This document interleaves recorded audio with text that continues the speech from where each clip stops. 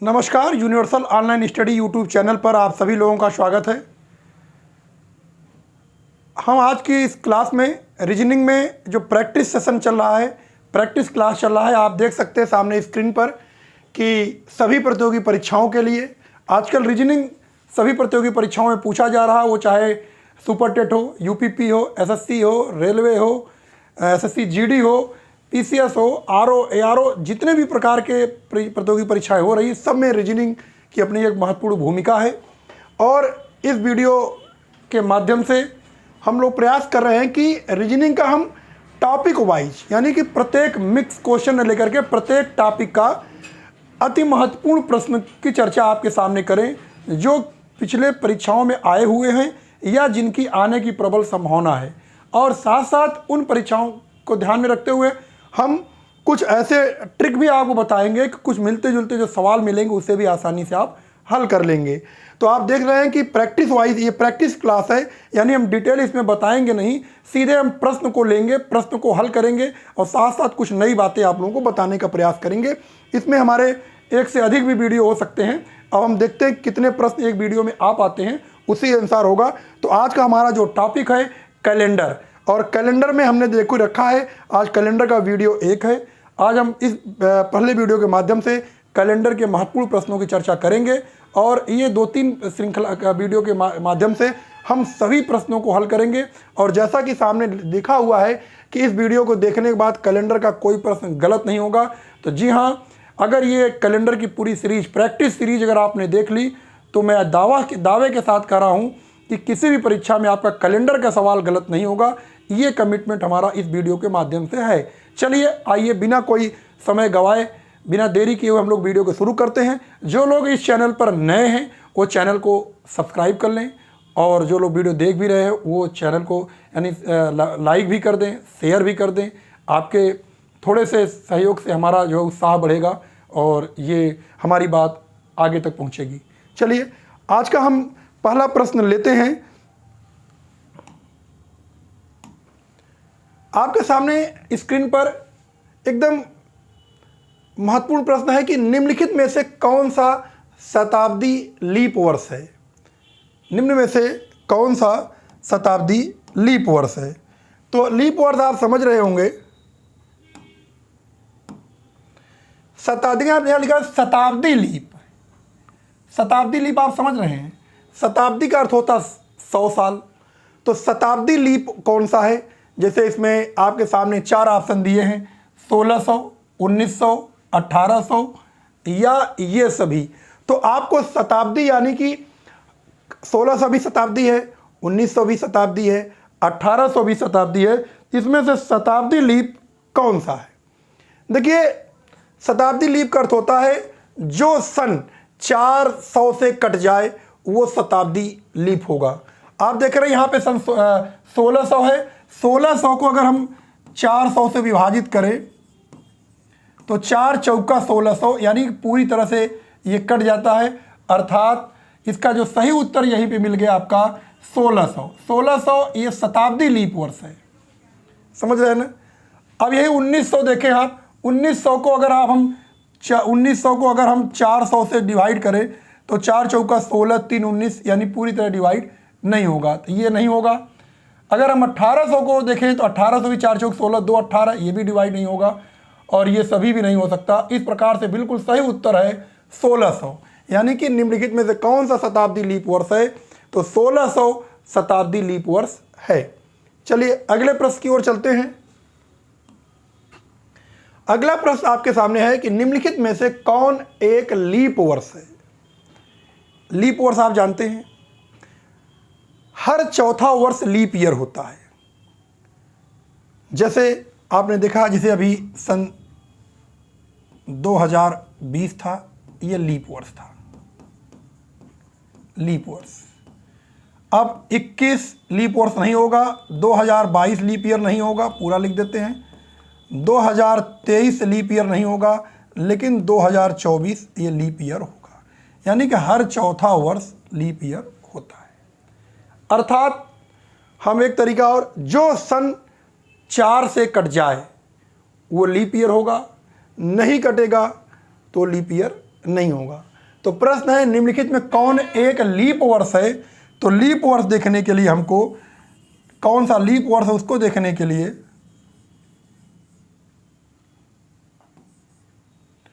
कौन एक लीप वर्ष। अगर हम 1982 में, आप देखिए, अगर हम 1982 में 4 से भाग करें तो क्या होगा, 4 चौका 16, 3 19, 4 अट्ठे 32, 4 नवाई 36, 2 38, 4 पंजे 20, 2 22, यानी पूरी तरह ये नहीं कटा, अर्थात 1982 लीप वर्ष नहीं है।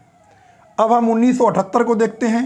1978 अगर 4 से कट जाए, यानी जो सन 4 से पूरी तरह कट जाता है वो लीप ईयर होता है, बशर्ते वो शताब्दी वर्ष न हो। तो 4 चौका 16, 3 19, 37, 4 और 4 नवाई 36, 1 37, 4 चौक 16, 2 18, यानी ये भी 4 से पूरी तरह नहीं कटेगा। अब हम 1704 में जो तीसरा है उसमें हम भाग देते हैं 4 का।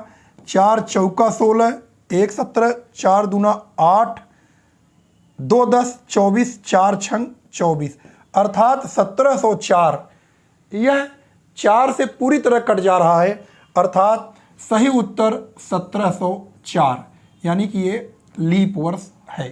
तो समझ गए होंगे, जो सन 4 से पूरी तरह कट जाए वो लीप वर्ष होगा। केवल ये ध्यान देना है कि वो शताब्दी वर्ष न हो, यानी 100 साल, 200 साल, 300 साल इस तरह के वर्ष न हो। इसके लिए आप किसी भी वर्ष में आप 4 का भाग दे करके लीप वर्ष ज्ञात कर सकते हो। उत्तर आपको मिल गया हो। जिन लोगों को लगता है कि हमें ये सवाल आता है या हमें आने की संभावना है, आप प्रश्न को पढ़िए और आप अपने तरह से कॉपी में अपना सवाल हल करिए, अपना मूल्यांकन भी करते चलिए कि देखिए आप लोग इस प्रश्न को हल कर पा रहे हैं कि नहीं। धीरे धीरे प्रश्न का स्टैंडर्ड बढ़ता जाएगा आपको। तो चलिए अगले प्रश्न की ओर चलते हैं। निम्नलिखित में से वर्ष में फरवरी महीने में 29 दिन नहीं थे, यानी कि निम्नलिखित में से वर्ष में फरवरी महीने में 29 दिन नहीं थे, अर्थात कह रहे हैं कि किस वर्ष की फरवरी 29 की नहीं थी, अर्थात 28 की थी। निम्न में से किस वर्ष में फरवरी 29 के नहीं थे, अर्थात फरवरी 28 की थी। जब 29 की होगी तो वह वर्ष लीप ईयर होगा, जब 28 की होगी तो वह ईयर समान ईयर होगा, अर्थात नहीं थे लिखा है। इसका मतलब यह है कि हमको सामान्य वर्ष देखना है। लीप ईयर में तो फरवरी 29 की होती है। सन 2000 आप जानते हैं ये 4 से कट जाएगा, और वैसे भी 2000 लीप ईयर है। 2004 भी 4 से कट जाएगा, ये भी लीप ईयर है। 1996 ये भी 4 से कट जाएगा, यानी आप चेक कर सकते हैं 4 चौक 16। आप 1996 अगर डाउट लग रहा है तो 1996 को 4 से भाग दे दीजिए। 4 चौक 16, 3 19, 4 नवाई 36, 36 3 39, 4 नवाई 36, अर्थात 1996 भी 4 से पूरी तरह कट जाएगा। और बचता एक है 1966। क्या यही उत्तर होगा? फिलहाल तो उत्तर यही होगा, लेकिन इसको हम चेक कर लेते हैं। 1966 को ये 4 से नहीं कटना चाहिए, तभी लीप ईयर होगा। 4 चौक 16, 3 19, 3 19, 4 अठे 4 नवाई 36 और 4 1 कम 4 2 6, यानी शेष बच जाएगा। अर्थात 1996 एक सामान्य वर्ष है, और सामान्य वर्ष में फरवरी 28 की होती है, लीप वर्ष में फरवरी 29 की होती है। और प्रश्न भी कहा गया है कि फरवरी महीने में 29 दिन नहीं थी, अर्थात एक सामान्य वर्ष 1966 में फरवरी में 29 दिन नहीं थे। अगला प्रश्न, अगर मज़ा आ रहा हो, अच्छा लग रहा हो तो वीडियो को भाई लाइक करते रहिए और शेयर भी कर दीजिए, तो अच्छा लगेगा हमें। 400 वर्षों में कितने लीप वर्ष होते हैं? बहुत अच्छा प्रश्न है। बहुत बार ये परीक्षाओं में पूछा गया है कि 100 वर्ष में कितने लीप वर्ष होते हैं, 200 वर्ष में कितने होते हैं, 400 वर्ष में कितने होते हैं। तो आइए इस प्रश्न के द्वारा हम इस समस्या को ख़त्म कर लेते हैं कि लीप वर्ष कैसे होते हैं। आप जानते हैं 400 वर्ष में कितने लीप वर्ष होते हैं, तो मोटी मोटी बात आप बता दें कि 100 वर्ष में कितने लीप वर्ष होते हैं। 100 वर्ष में तो हर चौथा वर्ष लीप ईयर होता है, तो हम 100 में 4 का भाग देंगे तो जाहिर सी बात है 25 बार जाएगा, तो 25 लीप वर्ष होना चाहिए, यानी 25 बार गया तो 25 लीप ईयर होना चाहिए, अर्थात 25 बार 29 फरवरी आएगी 100 में। लेकिन यह शर्त है, आप नोट कर सकते हैं अपनी कॉपी में, 100वां, 200वां, 300वां वर्ष लीप ईयर नहीं होता, लीप वर्ष नहीं होता है, नहीं होता है। यानी कि 100वां वर्ष, 200वां वर्ष, 300वां वर्ष लीप वर्ष नहीं होता है। और 400वां वर्ष, 400वां वर्ष का समझ रहे हैं, 400वां मतलब 399 के बाद जो वर्ष आता है उसे हम 400वां बोलते हैं। 100वां जो 99 के बाद आता है, 200वां जो 199 के बाद आता है, 300वां जो 299 के बाद आता है, और 400वां 399, 400वां वर्ष लीप वर्ष होता है, लीप वर्ष होता है। समझ गए? तो अब हम देखते हैं कि 100वां, 200वां, 300वां वर्ष लीप वर्ष नहीं होता, लेकिन 400वां वर्ष होता है। इस शर्त को अगर हम मान के चलेंगे तो फिर हम देखते हैं कि कैसे हम जो है सवाल को हल करते हैं। अब देखते हैं 100 में अगर हम 4 का भाग दें, ये मानते हुए कि 100वां वर्ष लीप वर्ष नहीं होता है, अगर हम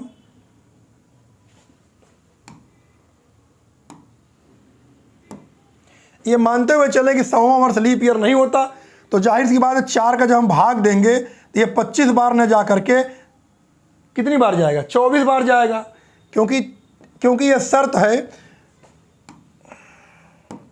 क्योंकि ये शर्त है कि 100वां वर्ष कटना नहीं चाहिए, क्योंकि 100वां वर्ष लीप ईयर नहीं होता, इसलिए 100वां वर्ष कटना नहीं चाहिए। तो 4 का भाग कितनी बार जाएगा, 24 बार जाएगा। तो अर्थात जितनी बार 4 का भाग जाएगा उतने लीप ईयर होंगे। तो 100 वर्षों में कितने लीप ईयर, 24।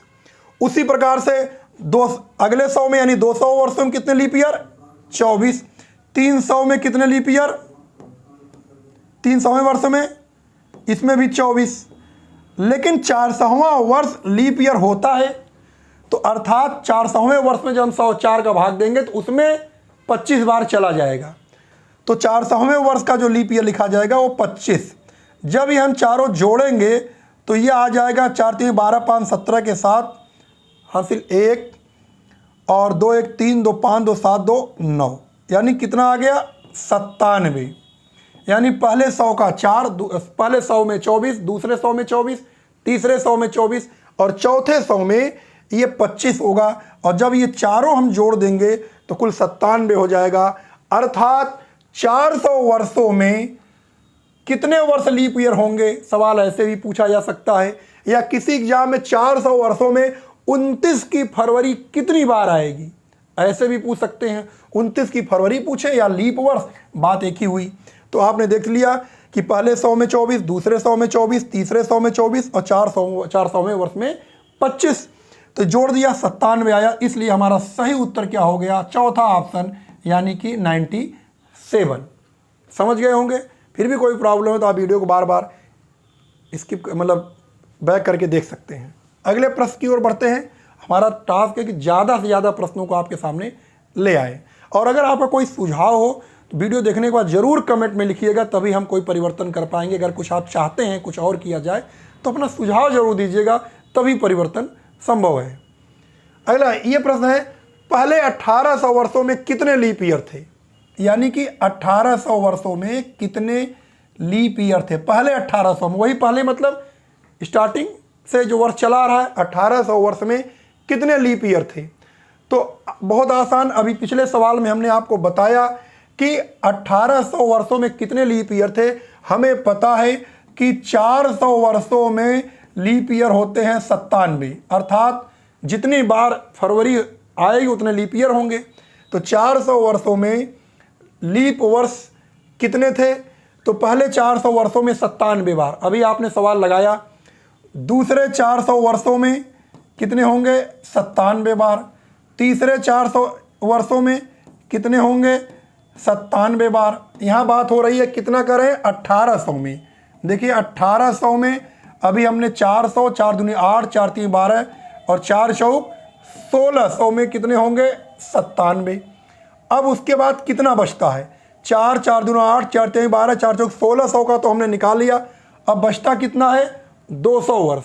200 वर्षों में 100 के 2 बचे, यानी कि 1800 में क्या हुआ 4, 4 8, 4 3 12, 4 चौक 1600 तो हमने निकाल लिया डायरेक्ट, यानी कितने बचे 200। तो 200 में कितने होंगे 100 वर्षों में होता है 24, तो 200 वर्षों में कितना होगा 48। तो यानी 200 वर्षों में कितने लीप वर्ष होंगे 48।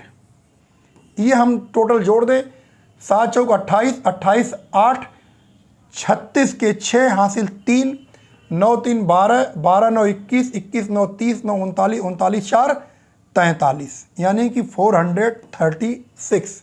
अर्थात 1800 वर्षों में कितने लीप वर्ष होंगे, तो कुल लीप वर्षों की संख्या 436। आप समझ गए होंगे।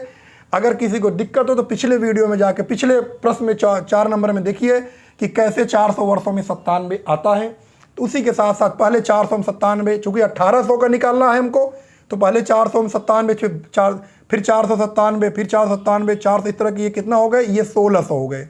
अभी कितने बचे हैं 200 और बचे हैं, तभी तो 18 होगा टोटल इन वर्षों का योग कितना होना चाहिए 1800। तो 200 में 48 कैसे आया, क्योंकि हमने पिछले सवाल बताया कि 100 वर्षों में लीप ईयर 24 होते हैं।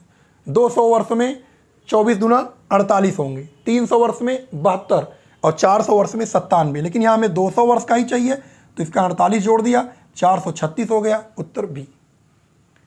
चलिए अगले प्रश्न की ओर चलते हैं।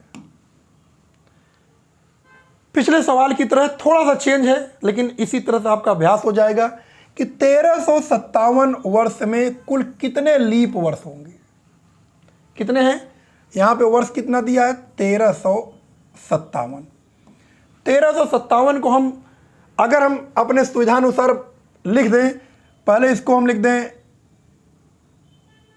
400 प्लस 400 प्लस 400 प्लस 100 प्लस 57। हमने ऐसा क्यों लिखा, क्योंकि हमें मालूम है कि 400 वर्षों में कितने लीप ईयर होते हैं। ये पिछले 2 प्रश्नों में हमने सीखा। जो लोग डायरेक्ट इस प्रश्न पर इस वीडियो में आए हैं तो वो 4 और 5 नंबर का प्रश्न आप बैक करके देख लीजिए, उसमें बिल्कुल बताया गया है। तो हमको देखो 4 4 दूना 8, 4 3 12, 1 13 और 157, अगर इसको एक साथ जोड़ेंगे 57 आ जाएगा। अब हम आसानी जानते हैं 400 वर्षों में कितने लीप ईयर होते हैं 97। जो लोगों को तैयार हो गया वो खट से उत्तर भी आप मन में सोच लीजिए, अभी मैं देता हूँ मिला लीजिएगा। दूसरे 400 में कितना आया 97, तीसरे 400 वर्षों में कितना आया 97, और चौथे अब देखो 4 3 12 97 हो गया। अब 100 वर्षों में कितने लीप ईयर होते हैं अभी बताया आपको 24, और 57 में कितने लीप ईयर होंगे। आप 57 में 4 का भाग दे दो यहीं पर। जब आप 57 में 4 का भाग देंगे तो 4 एकम 4 1 5 17, 4 चौका 16, यानी कि 14 बार गया। हर चौथा वर्ष लीप ईयर होता है। तो 57 में हमने 4 का भाग दिया, 57 में हमने 4 का भाग दिया तो कितनी बार गया 14 बार, अर्थात 14 लीप वर्ष होंगे 57 वर्षों में। तो हम यहाँ नीचे लिख देते हैं 14। अब इन सबको आप जोड़ लीजिए 97, फिर दूसरे 800 का 97 हो गया, फिर तीसरे 400 का 97, और 100 वर्ष का 24 और 57 वर्ष का 14 जोड़ दीजिए। 7 3 21 4 25, 25 4 29 के 9 हासिल 2, 9 2 11, 9 20, 9 29, 2 31, 1 32, 329, यानी कितना आ गया 329, यानी कि कुल 1357 वर्षों में कितने लीप वर्ष होंगे 329। तो आप देख सकते हैं आपके सामने ऑप्शन सी है, यानी कि 329। इस तरह से आप निकाल सकते हैं, और कोई प्रॉब्लम हो तो आप वीडियो इसकी यानी बैक करके देख लीजिए। अगले प्रश्न की ओर चलते हैं। हर प्रश्न धीरे धीरे हम आगे बढ़ रहे हैं, क्योंकि लगातार कई वीडियो के माध्यम से पूरा हर तरह के सवाल आपके सामने ले आना है। अगला सवाल है, एक साधारण वर्ष में विषम दिनों की संख्या क्या होती है? कि क्या पूछे? विषम दिन। और किस वर्ष में? साधारण वर्ष में। हम जानते हैं कि वर्ष दो प्रकार का होता है। वर्ष एक होता है सामान्य वर्ष, सामान्य वर्ष जो कि 365 दिन का होता है। यानी जिस वर्ष, जो वर्ष लीप वर्ष नहीं होता, यानी जिस वर्ष फरवरी 28 की होती है उसे हम सामान्य वर्ष बोलते हैं। और दूसरा होता है लीप वर्ष। लीप वर्ष, लीप वर्ष में जो वर्ष होता है 366 दिन का, जिसमें फरवरी 29 दिन की होती है। और ये भी हमें पता है कि लगातार 3 सामान्य वर्ष होते हैं और उसके बाद चौथा वर्ष लीप ईयर होता है। ये हमारे कैलेंडर का परिभाषा है। तो कह रहे हैं कि एक साधारण वर्ष में विषम दिनों की संख्या क्या होती है? तो हम यहाँ देख सकते हैं कि साधारण या सामान्य वर्ष बात एक ही है, ये 365 दिन होते हैं। तो 365 दिन में विषम दिन कितने होंगे? विषम दिन का अर्थ होता है सप्ताह के अतिरिक्त जो दिन शेष बचता है उसे हम विषम दिन बोलते हैं। सप्ताह यानी 7 दिन का सप्ताह होता है। तो 365 दिन में जब हम 7 का भाग दे देंगे, यानी सप्ताह 7 दिन का होता है, तो जितनी बार 7 का बार जाएगा वो सप्ताह हो जाएगा। जो दिन शेष बचेगा वही विषम दिन कहलाता है। तो 7 का हमने भाग दिया तो 7 पचे 35, 1 36 घटाया 6 से 5 गया तो 1 और ऊपर उतारा 5, फिर 7 दूना 14, 1 15। तो आपने देखा कि एक शेष बचा और बार कितना गया? 52। इससे 2 क्वेश्चन आप क्लियर हो गए कि एक सामान्य वर्ष में 52 सप्ताह होते हैं। चाहे 52 सप्ताह, चाहे वो सामान्य वर्ष हो और चाहे लीप वर्ष हो, उसमें 52 सप्ताह होते हैं। लेकिन यहाँ हम सामान्य वर्ष की चर्चा कर रहे हैं। जब 7 का भाग दिया तो 52 बार गया तो 52 सप्ताह हो गया और शेष कितना बचा? 1। तो 1 का अर्थ हुआ एक विषम दिन, अर्थात 365 दिन का जो होता है सामान्य वर्ष, उसमें एक विषम दिन होता है। तो देखिए उत्तर दूसरा यानी ब ऑप्शन सही है। तो ये आपका उत्तर सही है कि एक साधारण वर्ष में विषम दिनों की संख्या कितनी होगी? 1। इसी तरह आप और प्रश्न इस तरह के कर सकते हैं। अगले प्रश्न की ओर चलते हैं।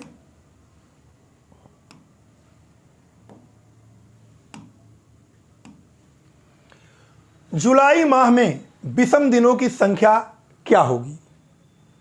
ठीक पिछले प्रश्न की पर ही आधारित है। कह रहे हैं कि जुलाई माह में विषम दिनों की संख्या, मैंने अब ये माह का पूछ रहे हैं, वर्ष का नहीं पूछ रहे हैं, और विषम दिन की संख्या पूछ रहे हैं। तो सबसे पहले हम देखते हैं जुलाई माह। जुलाई माह कितने दिन का होता है? 31 दिन का होता है। देखिए हम लोगों को बचपन में बताया गया है कि कौन सा महीना 30 का होता है, कौन सा 31 का, कौन सा 28 का, कौन सा 29 का। तो हमारे बचपन में हम लोगों को हाथ के इस पंजे पर भी सिखाया गया है कि हमारे इस मुट्ठी पर जो उठा हुआ भाग होता है वो 31 का होता है और जो नीचे दबा हुआ हिस्सा होता है वो 30 दिन का होता है। तो चलिए हम शुरू करते हैं। जनवरी तो 31 का, फरवरी देखो नीचे है तो फरवरी में अपवाद है। फरवरी में एक अलग नियम है कि फरवरी अगर लीप ईयर होगा तो 29, अगर सामान्य वर्ष होगा तो 28। फरवरी का हम लोग जानते हैं, सामान्य वर्ष में 28, लीप ईयर में 29, तो फरवरी।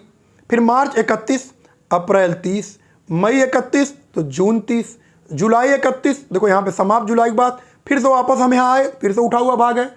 अगस्त 31, सितंबर 30, अक्टूबर 31, नवंबर 30, दिसंबर 31।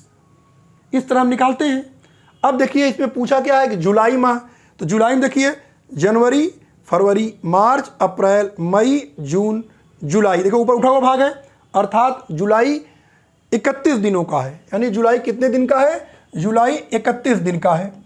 और कह रहे हैं विषम दिन, हमने बताया कि दिन में जब हम 7 का भाग देते हैं, वो दिन कोई भी हो, 365 दिन, 320 दिन या 7 दिन, कुछ भी दिन हो, जब भी विषम दिन निकालना होता है तो हम 7 का भाग देते हैं, क्योंकि हमारे कैलेंडर में सबसे छोटा पैमाना सप्ताह होता है और सप्ताह 7 दिन का होता है, और विषम दिन ज्ञात करने के लिए हम 7 का भाग देते हैं।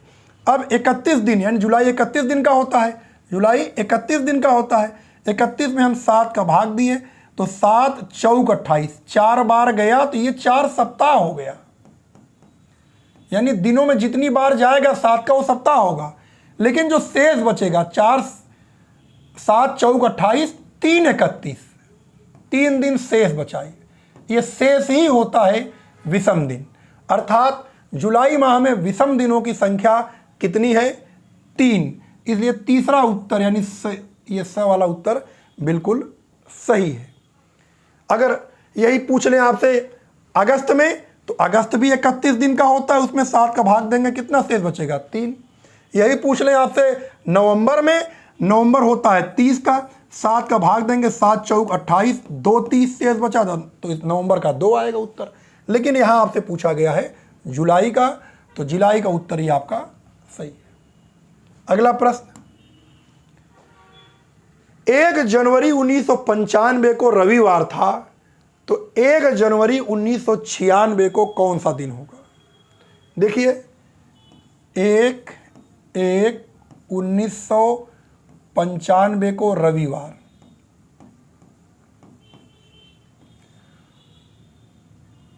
1995, तो 1/1/1996 को कौन सा दिन था? तो हमको निकालना है, आप ध्यान दीजिए, 1 जनवरी 1995 को रविवार, तो 1 जनवरी 1996 को कौन सा दिन होगा? तो इसको निकालने के लिए देखिए, जब हम यहाँ पे एक यानी कि डेट और मंथ ये दोनों एकदम फिक्स हैं, डेट और मंथ ये दोनों एकदम फिक्स हैं। जब अब हम ईयर 1 प्लस हुआ है, ईयर हमारा क्या हुआ है? 1 दिन बढ़ गया है। जब 1 दिन बढ़ गया है यानी 1 साल बढ़ गया है, हम यानी कि ये है सामान्य वर्ष और ये है लीप ईयर। जब हम सामान्य से लीप ईयर में जाते हैं तो हमें पता है पहले से, एक सामान्य वर्ष में एक विषम दिन होता है और एक लीप वर्ष में 2 विषम दिन होता है। तो इस तरह से हमको आगे बढ़ना है कि 1995 में एक सामान्य वर्ष है, लेकिन 1996 एक लीप ईयर है। तो एक लीप ईयर में कितने विषम दिन होंगे? जितने विषम दिन होंगे हमको रविवार में उतना ही प्लस कर देना है, हमारा उत्तर आ जाएगा। सर थोड़ा पानी बॉटल।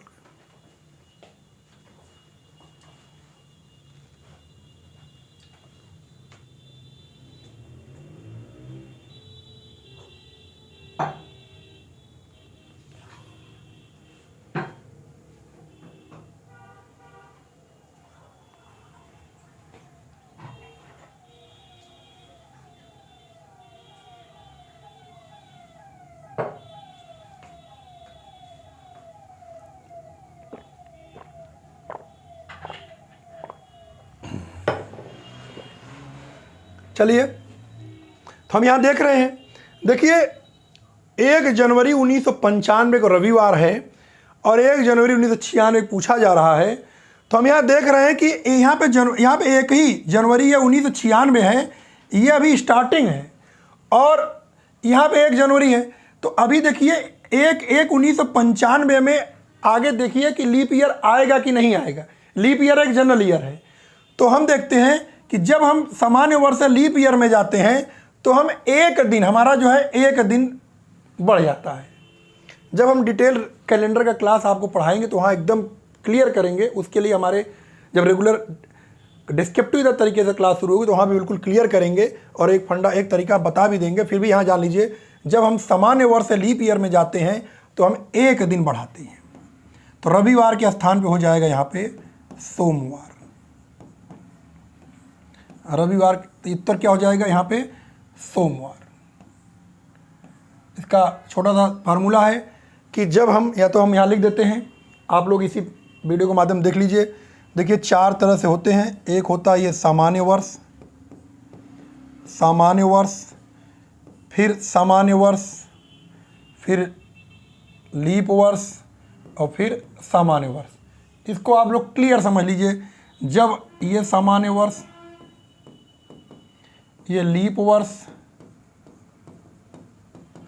और ये सामान्य वर्ष। देखिए जब हम सामान्य से सामान्य वर्ष में आगे जाते हैं तो बिना किसी डाउट के +1 करते हैं।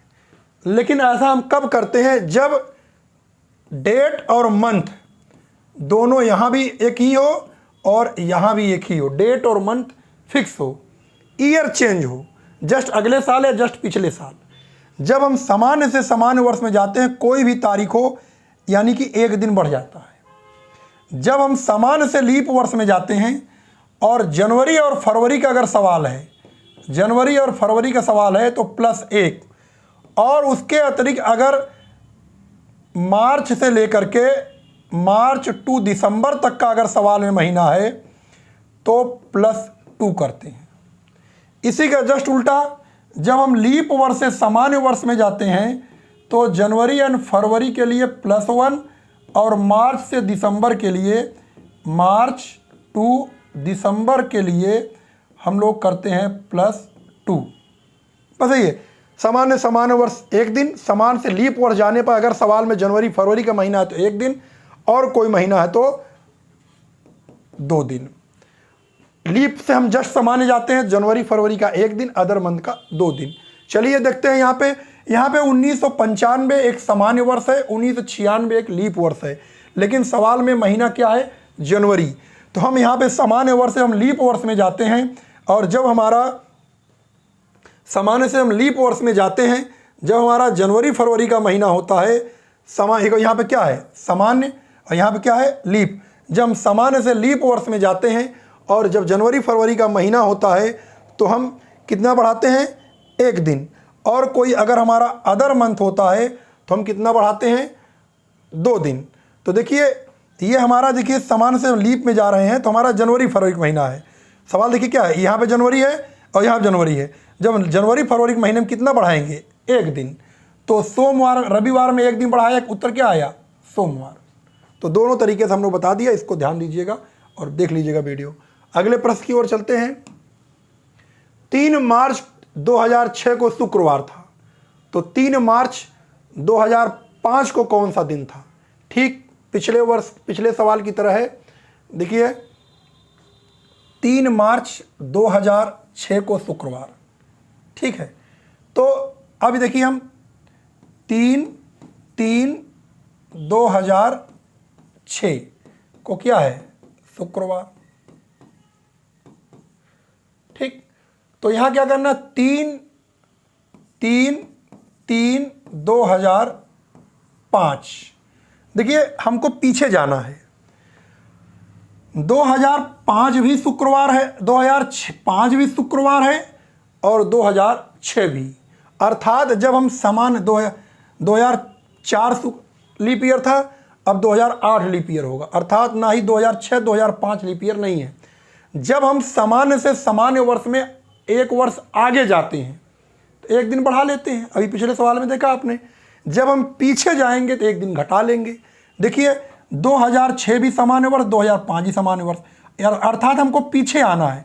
2006 में शुक्रवार है, अगर ये तारीख देखो, तारीख और मंथ फिक्स वही एक ही है दोनों में, 3 मार्च और 3 मार्च। ईयर चेंज है। 2006 से जब हम 1 साल जस्ट पीछे आएंगे 2005 में, तो क्या होगा? 1 दिन यहाँ पे हमारा माइनस होगा। तो शुक्रवार से 1 दिन माइनस करेंगे तो हमारा हो जाएगा बृहस्पतिवार। क्या आ गया? बृहस्पतिवार। या बृहस्पतिवार को हम लोग गुरुवार के रूप में भी जानते हैं। तो उत्तर क्या इसका हो गया? गुरुवार। अगर यही हम 2005 दिया रहता, 2006 में पूछता तो 1 दिन हम बढ़ा लेते, लेकिन 2006 में दिया है, 2005 में पूछ रहा, पीछे जाना है तो 1 दिन हम घटा देंगे। क्यों? क्योंकि ऐसी स्थिति में सामान्य से सामान्य वर्ष में आगे बढ़ने पर 1 दिन बढ़ाते हैं और पीछे जाने पर 1 दिन घटाते हैं। अगले प्रश्न की ओर। यदि 23 अक्टूबर 1843 को सोमवार पड़ता है, तो 23 अक्टूबर 1844 को। देखिए पिछले सवाल की तरह सवाल है, आप लोग थोड़ा सा अपना दिमाग लगाइए, तब तक आपके सामने 4 ऑप्शन है, देखिए कौन सा उत्तर इसमें सही है। हम यहाँ पे लिख रहे हैं 23 अक्टूबर यानी 23/10/1843, उसके बाद 23/10/1844।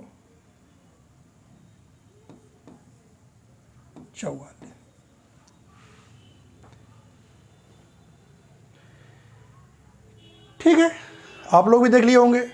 देखिए डेट एकदम फिक्स है, मंथ और डेट, केवल ईयर चेंज है। 43 से हम 44 में 1 साल प्लस कर रहे हैं। हमको यहाँ पे देखना होगा 43 और 44 सामान्य है कि लीप है। अगर 43 तो सामान्य वर्ष है, 44 अगर लीप ईयर है, जब हम सामान्य से लीप ईयर में जाते हैं तो जनवरी फरवरी के मंथ में 1 दिन बढ़ाते हैं, और कोई महीना होगा तो 2 दिन।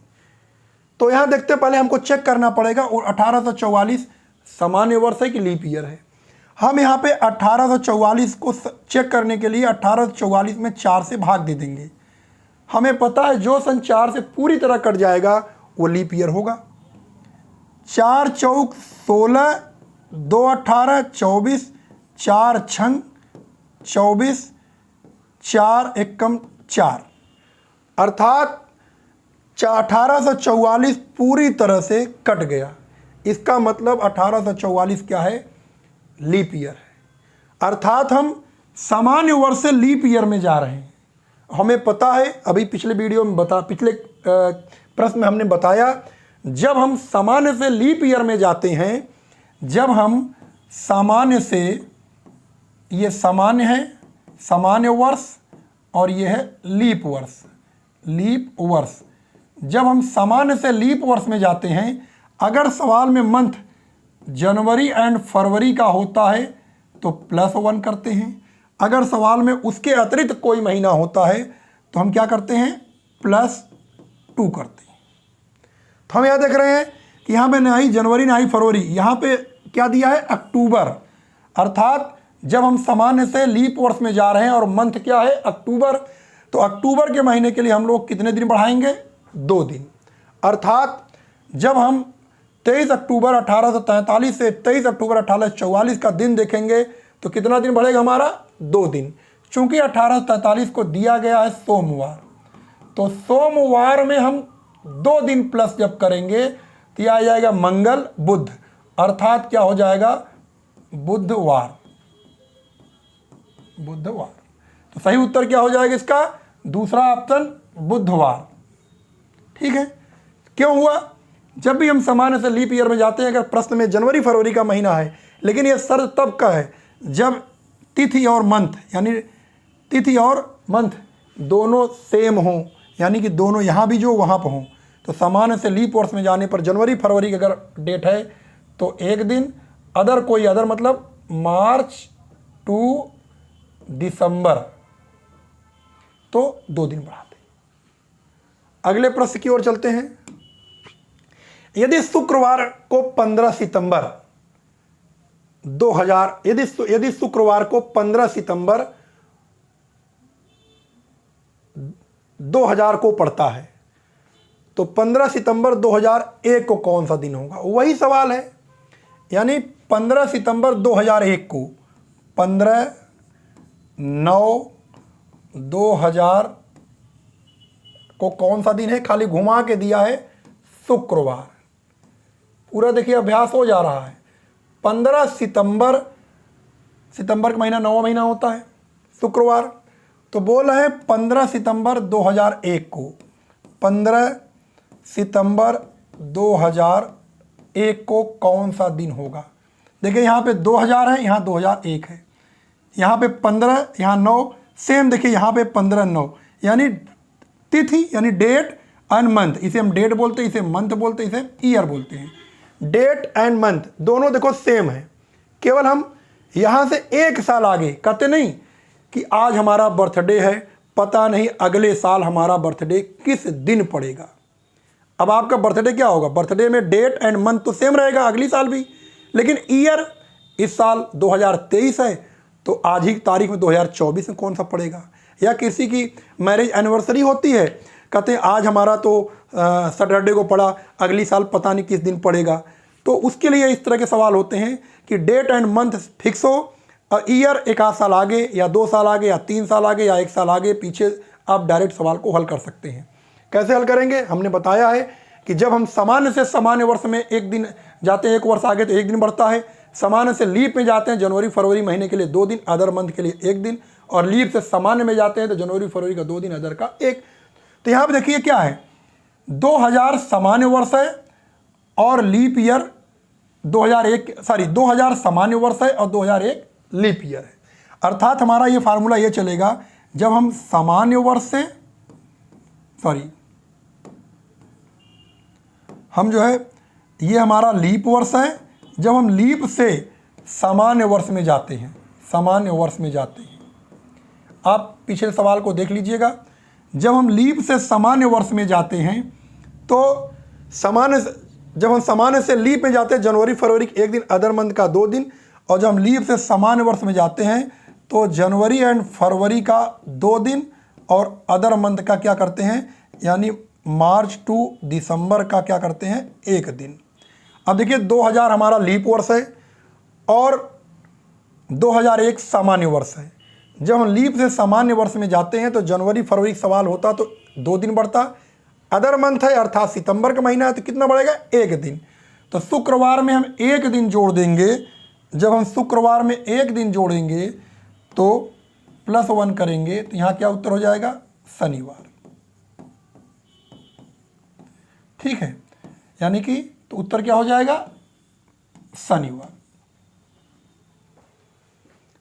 अगले प्रश्न की ओर चलते हैं।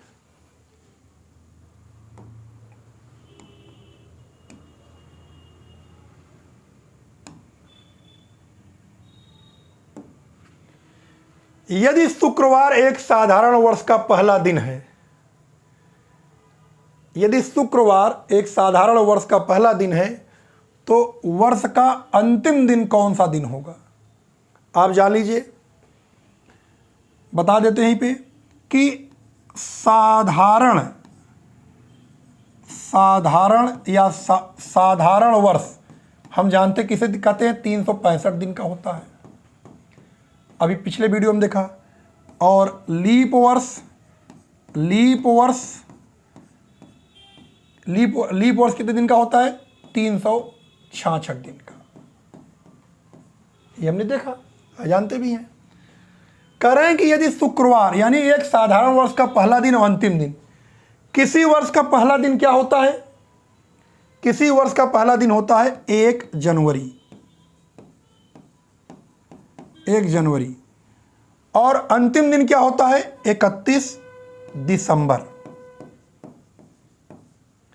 ठीक है, किसी वर्ष का पहला दिन 1 जनवरी और उस वर्ष का अंतिम दिन क्या होता है, 31 दिसंबर।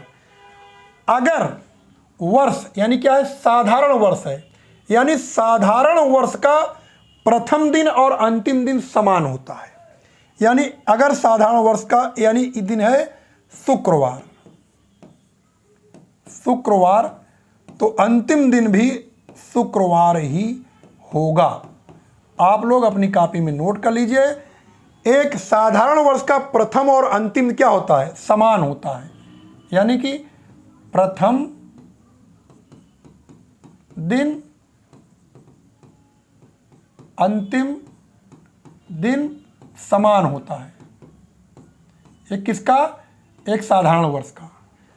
और लीप वर्ष में 1 दिन ज़्यादा होता है, लीप वर्ष में प्रथम दिन से अंतिम दिन, प्रथम दिन से अंतिम दिन 1 दिन अधिक होता है। समझ गए होंगे आप, किसी साधारण वर्ष का प्रथम दिन और अंतिम दिन बिल्कुल समान होता है और किसी लीप वर्ष में प्रथम दिन से अंतिम दिन 1 दिन आगे होता है, लेकिन प्रश्न में क्या है, साधारण वर्ष का पहला दिन अगर शुक्रवार है तो अंतिम दिन भी शुक्रवार ही होगा। तो इस प्रश्न का उत्तर आप समझ गए होंगे, क्या है, शुक्रवार। बिल्कुल सही उत्तर ए है। अगला प्रश्न, हर्ष साहिल से 300 दिन बड़ा है। हर्ष साहिल से 300 दिन बड़ा है। देखिए हम यहां लिख देते हैं हर्ष को, हर्ष, और यहां लिख देते हैं साहिल। हर्ष जो है साहिल से 300 दिन बड़ा है, यानी कितने दिन बड़े हैं, 300 दिन। और ईशान हर्ष से 50 सप्ताह बड़ा है। यहां पे ईशान कर देते हैं, ईशान कितने दिन बड़ा है, 50 सप्ताह बड़ा है। यदि ईशान का जन्म मंगलवार, ईशान किस दिन है, ईशान का जन्म मंगलवार को हुआ है, ईशान का जन्म मंगलवार,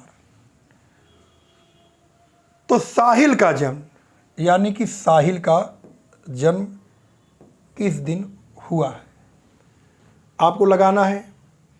देखिए कैलेंडर में यह सामान हम लोग देखते हैं, जब कोई हमसे बड़ा होता है तो उसका जन्म क्या होता है, हमसे पहले हुआ होता है। समझ गए ना। जब कोई साहिल से हर्ष बड़ा, हर्ष से ईशान बड़ा, यानी कि अगर देखिए यहाँ दिया हुआ है साहिल से 300 दिन, हर्ष साहिल से 300 दिन बड़ा और ईशान हर्ष से 50 सप्ताह बड़ा। अर्थात जो हमसे कोई उम्र में बड़ा है निश्चित तौर से उसका जन्म हमसे क्या हुआ है, पहले हुआ है, और अगर हमसे कोई छोटा है तो उसका जन्म बाद में हुआ है। अब हम यहाँ से यहाँ तक की कुल दूरी निकाल लेते हैं। देखिए साहिल से हर्ष कितने दिन बड़ा है, 300 दिन, हर्ष से ईशान 50 सप्ताह, तो 50 सप्ताह वाला क्लियर कर लो। हमसे कोई अगर हमारा जन्म शुक्रवार को सपोज दैट हुआ है और हमसे कोई अगर 10 सप्ताह बड़ा है तो उसका जन्म शुक्रवार को ही माना जाएगा। 50 सप्ताह बाद शुक्रवार ही होगा, यानी कि किसी से अगर सप्ताह की दूरी लेंगे तो वह कैलेंडर में शून्य होता है, यानी वही सेम तिथि आता है। अगर साहिल से अगर हर्ष कितना बड़ा है, 300 दिन, और हर्ष से ईशान कितना बड़ा है, 50 सप्ताह। चलिए हम मान ही लेते हैं, अगर आपको 50 सप्ताह को कन्वर्ट ही करना है तो 50 में क्या करोगे, 7 का गुणा करोगे तो 350 दिन आ जाएगा। ठीक है, तो 350 दिन इसमें जोड़ दीजिए, ये कितना हो जाएगा, 650 दिन। यानी साहिल से ईशान कुल 650 दिन बड़ा है। इसका आप विषम दिन निकाल लीजिए। 650 में आप 7 का भाग दे दीजिए, 7 9 63, 2 65 और 20, 7 दूना 14, 6 20, कुल कितने विषम दिन आए, 6 दिन।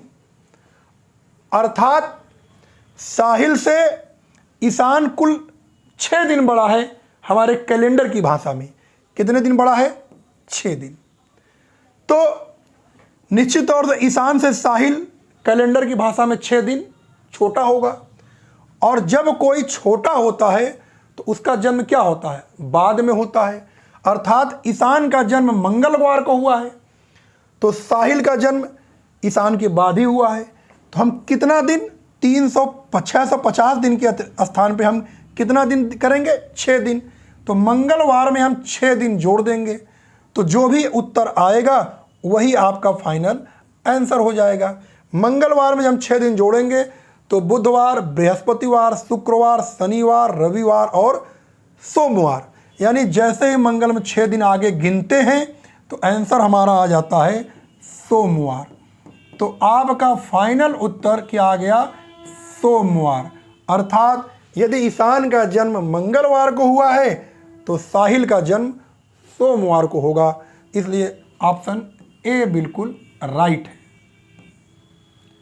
और चलिए इस वीडियो का आखिरी प्रश्न, जो लोग अभी तक वीडियो में बने हुए हैं निश्चित तौर से वो बहुत धैर्यवान हैं और अपने लिए बहुत ही चिंतित रहते हैं, अपने लिए बहुत पढ़ाई करते हैं, क्योंकि लास्ट तक वीडियो में बने रहना ये एक धैर्य की बात होती है। और जिनको अपनी पढ़ाई से, जिनको अपने लक्ष्य को प्राप्त करना होता है, वही इस तरह का कार्य करते हैं। तो आप लोग बहुत एक्टिव हैं, बहुत महान हैं और निश्चित तौर से आपको सफलता मिलेगी, ऐसी हम कामना ईश्वर से करते हैं। तो आज के इस सेशन का आखिरी प्रश्न हम आपके सामने लेके आ रहे हैं और अभी बहुत सारे कैलेंडर में प्रश्न बनते हैं, अलग अलग प्रश्न बनते हैं, तो हम कैलेंडर के सीरीज में हर तरह के प्रश्न आपके सामने रखेंगे।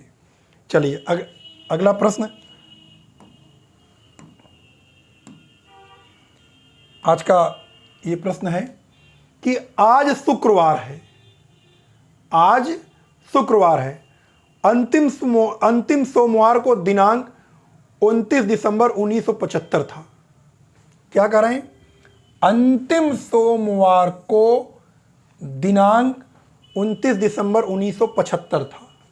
तो आज की तिथि क्या है देख लेते हैं। आज कौन सा तारीख है? सोमवार। लेकिन 29/12/1975 को क्या दिन था?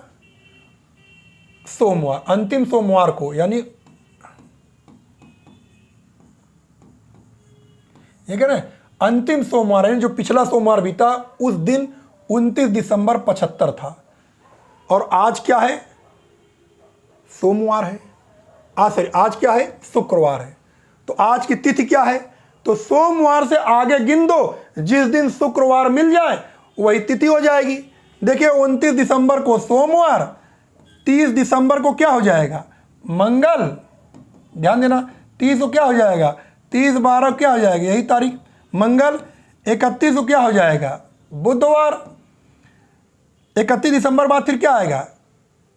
फिर जनवरी आ जाएगा। तो इसको आ गया बुधवार। फिर 1 जनवरी को क्या होगा? बृहस्पति। और 2 तारीख को क्या होगा? शुक्रवार। यानी पूछ रहे हैं शुक्रवार को कौन सी तारीख पड़ेगी? तो शुक्रवार को 2/1/1976, क्योंकि यहाँ 75 है ना, तो दिसंबर का महीना है, तो 30-31 के बाद 1 जनवरी आ जाएगा और यहाँ तारीख क्या हो जाएगी? जनवरी का महीना और 1976। 1 जनवरी को बृहस्पतिवार और 2 तारीख को क्या आएगा? शुक्रवार। चूंकि शुक्रवार दिया है, अर्थात शुक्रवार को कौन सी तारीख पड़ेगी? 2 जनवरी 1976। अब देख लीजिए, अगर ऐसा ऑप्शन में हो तो वो ऑप्शन सही है। जी हाँ, दूसरा ऑप्शन बिल्कुल सत्य है, 2 जनवरी 1976। चूंकि वीडियो बहुत लंबा हो जाता है, अगर बहुत ज़्यादा सवाल रखते, जब हम लाइव सेशन में आएंगे तो वहाँ हमारी जब मैराथन क्लास होगी तो वहाँ पर हम पूरा टॉपिक एक ही दिन क्लियर करेंगे। लेकिन आज छोटे छोटे वीडियो के माध्यम से, हम बहुत छोटा वीडियो तो नहीं है, लेकिन इस तरह के वीडियो के माध्यम से हम कैलेंडर पूरा क्लियर करेंगे। 3 से 4 श्रृंखला कैलेंडर की होगी। हम अपने प्लेलिस्ट में ज़रूर इसको ऑडिट करेंगे। और आप लोग इस वीडियो को देख रहे हैं तो हमारा टेलीग्राम चैनल है, जो हमारा एक ग्रुप है यूनिवर्सल डिस्कशन ग्रुप, और चैनल का नाम है यूनिवर्सल ऑनलाइन स्टडी, उनको भी आप लोग ज्वाइन कर लीजिए। चूँकि इसका लास्ट में PDF बना करके इस प्रश्न का हम आपको उस चैनल पे भेजेंगे, तो आप वहाँ से भी इस प्रश्न को भी प्राप्त कर सकते हैं। और अगले जैसे ये वीडियो पड़ेगा उसका लिंक अगर आपको मिले चाहते हैं आप, तो आप इस वीडियो को, जो लोग सब्सक्राइब नहीं किए, सब्सक्राइब कर लीजिए और बेल आइकन में प्रेस करके ऑल पर जरूर दबाइए ताकि नोटिफिकेशन आपको मिल जाए। बहुत बहुत धन्यवाद आज का वीडियो देखने के लिए। Thank you.